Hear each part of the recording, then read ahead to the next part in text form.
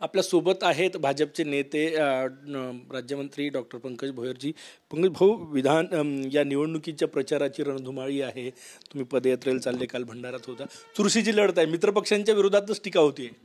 नाही, भंडारामध्ये निश्चितपणे आम्ही भारतीय जनता पार्टी पूर्ण ताकदीनिशी त्या ठिकाणी उतरलेलो आहे. आणि एक अभिनंदनाची गोष्ट म्हणजे भारतीय जनता पार्टीने एक सर्वसामान्य कुटुंबातली महिला, कर्तबगार महिला, जी मागच्या 10 वर्षापासून नगरसेवक आहे, तिला नगराध्यक्ष पदाची उमेदवारी दिलेली आहे. आणि संपूर्ण 35 उमेदवार भारतीय जनता पार्टीचं चांगल्या पद्धतीनं समाजामध्ये काम करणारे कार्यकर्ते, पदाधिकारी हे ताकदीनं त्या ठिकाणी निवडणूक लढित आहे. निश्चितपणे भंडारा जिल्ह्यामध्ये देखील भारतीय जनता पार्टीचे सर्व नगराध्यक्ष आणि सर्व नगरसेवक मोठ्या मताधिक्यानं त्या ठिकाणी निवडून येतील. नरेंद्र बोंडेकर जे आमदार आहे, शिंदे गटाचे नेते आहेत, त्यांच्याकडनं भाजपवर टीका होतीये, परिणय फुके यांच्यावर टीका होतीये, मित्रपक्षातच. नाही, निवडणुका आल्या की जरी आम्ही महायुतीत असलो तरी स्थानिक निवडणुकीच्या अनुषंगाने एकमेकावर टीका टिप्पणी होत असते. याचा कुठेही परिणाम त्या ठिकाणी महायुतीवर होणार नाही. सर्वजण आपापल्या पक्षाची भूमिका त्या ठिकाणी मांडत असतात. आणि निश्चितच भारतीय जनता पार्टीचं काम हे खोलवर त्या भंडारा जिल्ह्यात रुजलेलं असल्यामुळे मोठ्या प्रमाणात भारतीय जनता पार्टीचे उमेदवार निवडून येतील. वर्ध्याचे पालकमंत्री आहात तुम्ही. अंकिता पिसुड्डे हत्याकांड सगळ्यांना महाराष्ट्रात गाजलं होतं. त्यांना पेट्रोल टाकून नंदुरी चौक, हिंगणघाट येथे जाळण्यात आलं होतं.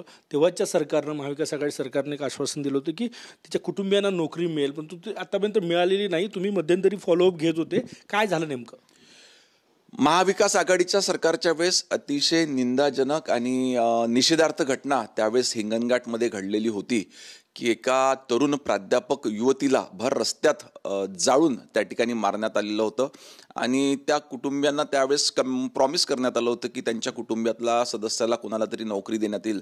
महाविकास आघाडीनं कुठेही ते प्रॉमिस त्या ठिकाणी पाळलेलं नाही. परंतु निश्चितच माननीय मुख्यमंत्री देवेंद्र फडणवीस साहेबांच्या नेतृत्वात कार्यरत असलेले महायुतीचं सरकार हे कमिटमेंट पूर्ण करणार आहे. लवकरात लवकर त्यांच्या कुटुंबियाला त्या ठिकाणी नियुक्तीपत्र, नोकरी देणार.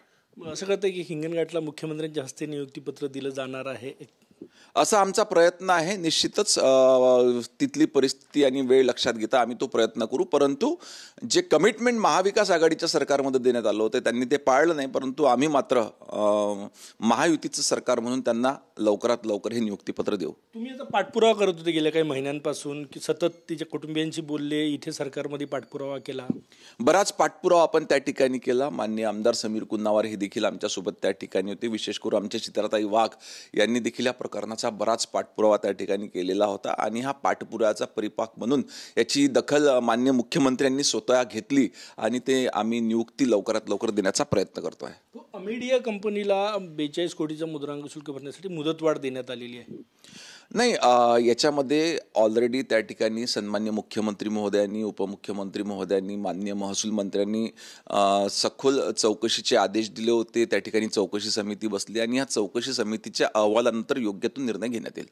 भाऊ, गुलाबराव पाटील जे मंत्री आहे तुमच्या मंत्रिमंडळामध्ये, ते म्हटले की आमच्याकडे नगरविकास खातं आहे, 1 तारखेला माल येणार आहे, घराच्या बाहेर झोपायचं आहे सगळ्यांना. नाही, नगरविकास खातं हे असं कोणी एखाद्या व्यक्तीचं किंवा विशिष्ट व्यक्तीचं नसतं. ते शासनाचं नगरविकास खातं आहे. आणि नगरविकास खात्याच्या माध्यमातून शहराच्या विविध भागातला वेगवेगळ्या योजनांच्या माध्यमातून विकास करण्याचा प्रयत्न हा त्या ठिकाणी सरकारचा असतो. पण अशा पद्धतीनं मी तर ते स्टेटमेंट ऐकलं नाही, परंतु अशा पद्धतीचं जर का स्टेटमेंट आलं असेल तर त्याचा नेमका अर्थ काय हा गुलाबराव पाटलांनाच त्या ठिकाणी विचारावा लागेल.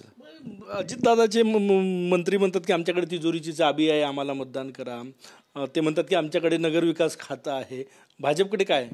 नाही, भाजपकडे भारतीय जनता पार्टीचे माननीय मुख्यमंत्री महोदय आहेत आणि चांगल्या पद्धतीनं काम करणारे लोकप्रतिनिधी देखील आहे. स्वाभाविकपणे प्रत्येक पक्ष हा निवडणुकीच्या काळात आपापली भूमिका मांडण्याचा प्रयत्न त्या ठिकाणी करत असतो. परंतु भारतीय जनता पार्टीचे लोकप्रतिनिधी, कार्यकर्ते, पदाधिकारी हे देखील कुठेही कमी नाहीत.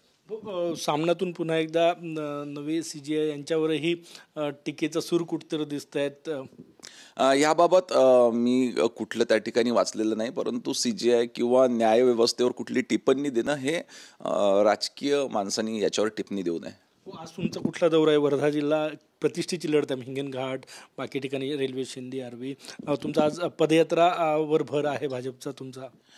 संपूर्ण महाराष्ट्राप्रमाणे वर्धा जिल्ह्यामध्ये देखील त्या ठिकाणी स्थानिक स्वराज्य संस्थांच्या निवडणुका आहेत. एकंदरीत 6 नगरपालिकांच्या निवडणुका ह्या त्या ठिकाणी वर्धा जिल्ह्यामध्ये होत आहेत.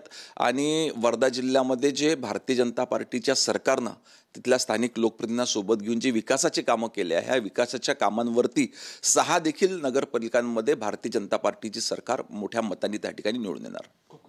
कॅमेरामॅन सचिन सायांसह गजानन माटे, TV9 मराठी, नागपूर.